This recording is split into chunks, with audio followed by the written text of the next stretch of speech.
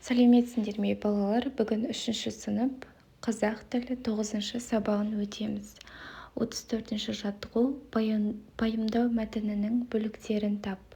Дәлелденетін пікір, дәлелдеу және қорытынды пікір. Әр бөліктің арасын байланыстырып тұрған көмекші сөздерді ата. Құмырсқаның қыста қарны ашпайды, өйткені ол жазда таңертеңнен кешке дейін тапқан азығын илеуіне тасып алады. Сондықтан оны еңбекқор жәндік дейді.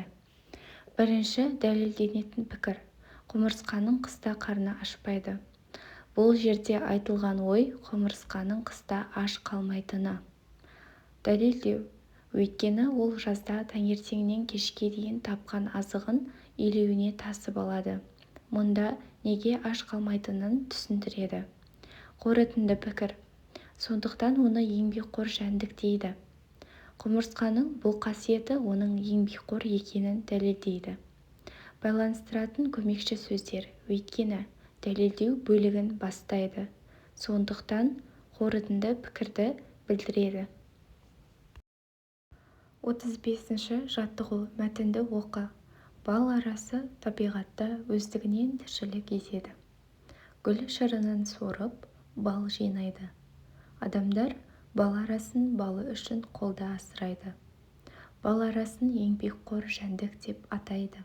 Өйткені олар өте кішкентай екеніне қарамастан үлкен жұмыстар атқарады. Төменде тапсырмаларды бірге орындайық. Мәтін не туралы, оған ат қой.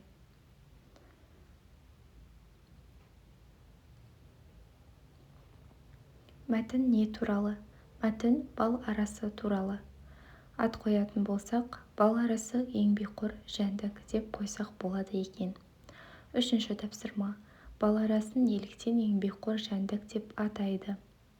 Өйткені олар өте кішкентай болғанына қарамастан үлкен жұмыстар атқарады.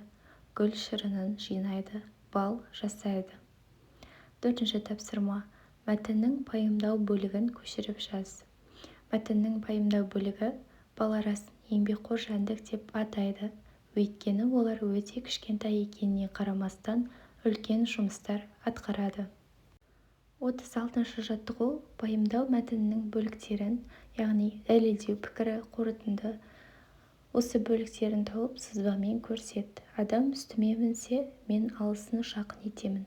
Адамдар күшімді көреді, сүтімді ішеді, олар қылымнан арқан еседі. Сондықтан жылағасы мен боламын. Тапсырма. Бірінші, дәлелденетін пікір. Адам үстіме мінсе, мен алысын жақын етемін. Екінші, дәлелдеу.